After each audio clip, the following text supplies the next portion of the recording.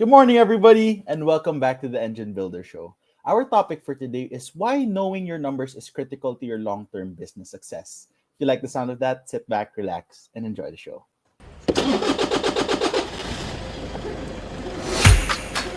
Good morning, everybody. There was always a ton to learn.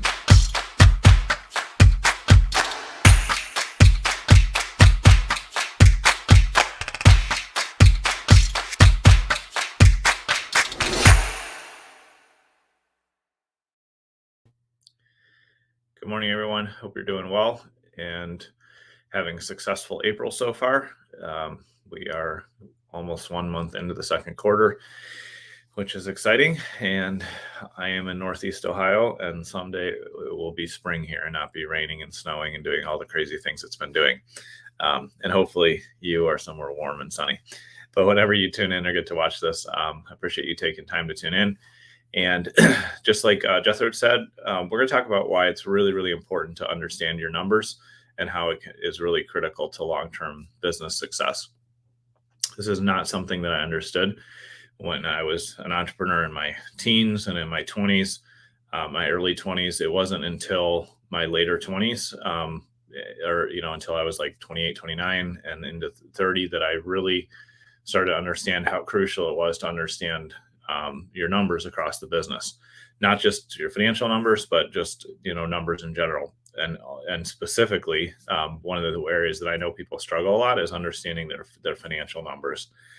And I know for me, I wasn't really raised with much of a financial education or financial intelligence. And so it was definitely something I had to self learn. But in realizing after I had my home services company and I lost that in the housing market crash, I had a couple clients whose credit lines were frozen up through the whole credit crisis, which led to me being stuck for $250,000 and then led to me not being able to survive and stay in business. And that was a really challenging time.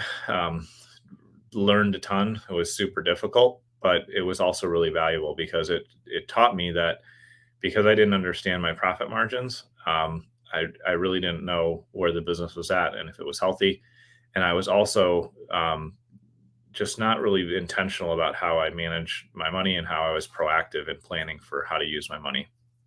And so as entrepreneurs, it's really key that we understand our profit margin, because if you don't understand it, there's a few scenarios that can happen. If you don't understand what your actual profit margin is, then you're going to struggle a ton. You might just flat out fail and not be able to continue, or which is probably even more risky in some senses, in my perspective, you could be really successful by accident and not really understand why. And then you can't repeat it. You can't repeat and grow and cycle because you don't actually understand what your margin is in the first place. And so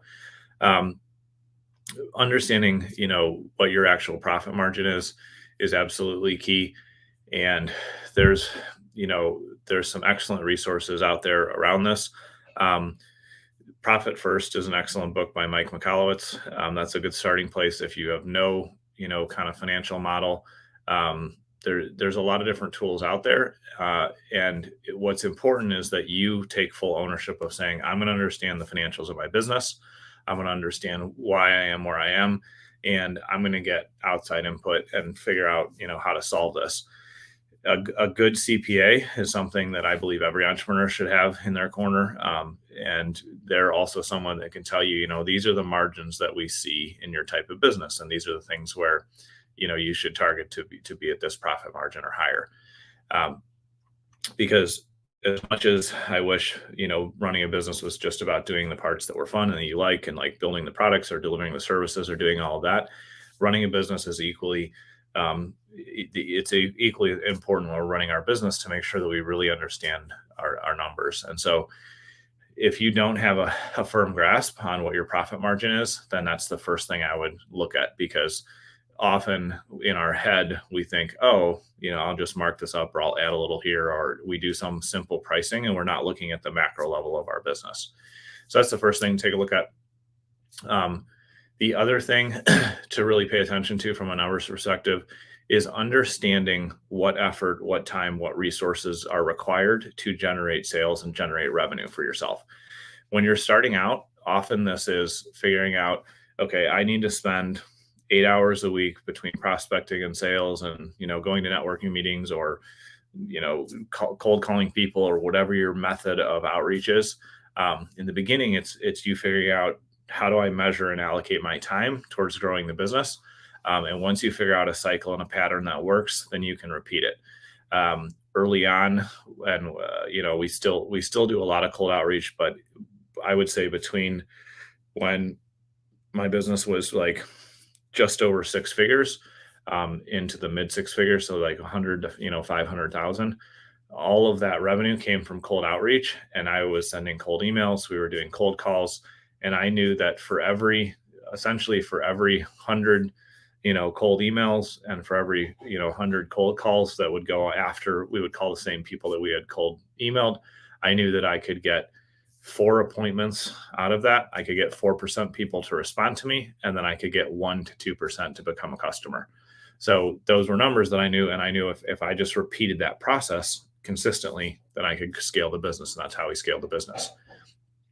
When you get beyond that stage and you have sales folks on your team, when you have partners that are referring to you, when you have other avenues, then you still need to know the numbers that generate the sales and the results. And, you need to know the numbers of how much time and effort and cost it takes to deliver something. If you're not tracking those things, then it's really easy for there to become skewed perspective or a big leak in your process or system. And as an example, if you don't know the numbers and what it takes to generate the sales and the results, and you stop doing that unintentionally, then your sales will flatline and go out of business. If sales is handled, but you don't know the numbers required to deliver your products or services, and you think that it takes 100 hours to deliver a big product, and you price it according to that, and it actually takes 200 or 300 hours, then you're really losing money and your profit margin is gone. And so it's because you don't understand your production model. You don't know those numbers. And so those are just a couple examples of why it's so important that we really do take time to look at what are the financials like? What are the production hours like? What is it requiring for us to generate sales and results in the business? Because when you know that, you can make intelligent and effective decisions. When you don't know that, then you're guessing, and until you really train your intuition through studying and practicing understanding your numbers, you're just going to put yourself in a bad spot.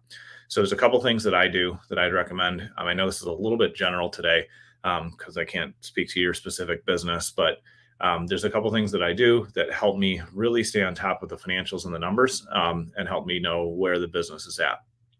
The first thing that I do, and I highly recommend this for any business that's over 500,000 a year in revenue, is to make sure that you're getting a daily financial report. Like, here's the deposits we got yesterday. Here's the revenue we've collected for the month. Here's the money that's in the bank account. Here's what we have on credit, credit or credit lines, credit cards or credit lines. And here's what we're expecting to collect for the month. I get that report every single day, and it really drives my focus and my behavior and allows me to focus in on what matters. Under 500,000, you should be preparing that for yourself or getting that on a weekly basis. It may seem redundant. It may seem like a lot, but when you have the targets in front of you on a daily basis of where things are at and where you want to go, it really helps you focus your behavior and your results. The other thing that I'd encourage you to do is do a time study. When I first worked with a good friend of mine, Lisa Malice, she had me do a time study and write down what I was doing every 15 minutes. And if you do that for 2 weeks, you'll understand where your time and your resources are going. You'll know exactly what results you're getting or not getting, and you'll know why. And so that's another really good thing to pay attention to. And when you analyze your time and effort, and when you analyze the money that you're putting into something, it gives you a good picture of what's going on and what can happen in the future. The other thing that I do on a consistent basis, is I would say I probably do this once a quarter, sometimes more than once a quarter, but I will take a look at all my financials year to date. I'll look at what we did, the previous quarter. I'll look at the same quarter a year before. I'll look at our profit margin. I'll look at the hours that we're spending on projects. I really just look at kind of all the the major drivers and just absorb as much as I can about that. I may ask my CPA a question. I may ask my bookkeeping, accounting company that runs our back office. I may ask them questions. I'll just really immerse myself in understanding where things are at today and what the numbers are telling me. And so by doing that on a consistent basis, and by seeing numbers on a daily basis, and by making this a big focus, I'm able to see where the business is going, where it's not going, and what changes I can make. And so my encouragement to you today is just realize that understanding the numbers, getting deeper into, financially what's driving the business, production wise, what's driving the business, where are you investing your time? What are the activities that are driving sales, or what are the activities that are driving, products and services and results?